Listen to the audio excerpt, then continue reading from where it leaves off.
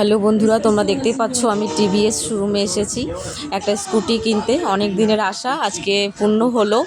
তো আমি একটা কাজের সাথে যুক্ত আছি, সেই কাজে মানে একটা স্কুটি খুব প্রয়োজন। তো 1 বছর পার হয়ে গেল আমি এই কাজের সাথে যুক্ত। তো একটা বছর আমাকে হেল্প করেছে, তো এখন তো নিজেকে কিছু করতে হবে। নিজের স্কুটি না হলে তো খুব অসুবিধা কাজের জন্য।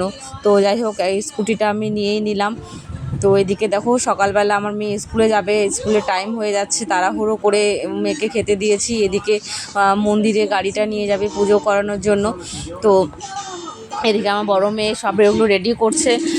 এদিকে আমার মেয়ে বলছে আমি বেগুন ভাজা দিয়ে ভাত খাবো না, আমাকে তুমি মাছ ভেজে দাও। তারপরে কি করব, সে আবার মেয়েকে যে 1 পিস মাছ ধুয়ে মেয়েকে মানে ভেজে দিচ্ছি আর কি। তো মাছ ভাজাটা বসিয়ে দিয়ে মেয়েকে যে জল দিতে গেছি, আবার চিৎকার করছে মাছ ভাজা তাড়াতাড়ি দাও, আমি বেগুন ভাজা খাবো না। তো এদিকে দেখো আমার মেয়ে রেডি হয়ে রাস্তায় দাঁড়িয়ে আছে, আমার হাজব্যান্ড আমার দেওরের জন্য অপেক্ষা করছে। তো যাই হোক, আমি আবার ও মাছগুলো ভাবলাম তাহলে মাছগুলো এই ফাঁকে ধুয়ে নিয়ে রেডি করে রাখি, তারপরে আমার মেয়েকে স্কুলে পাঠিয়ে দিয়ে আমার রান্নাটা করব।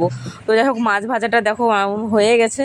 তো আমার মেয়ে এদিকে খেতে খেতে বসে আছে, ওকে মাছ ভাজা না দিলে ও ভাত খাবে না, বেগুন ভাজা তো একদমই খাবে না বলছে। তো এখন বেগুন ভাজা তো এক সাইডে রেখে দিয়েছে।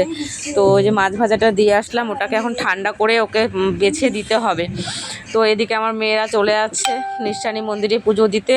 এই পিছনে আমার বর আর আমার দেওর আর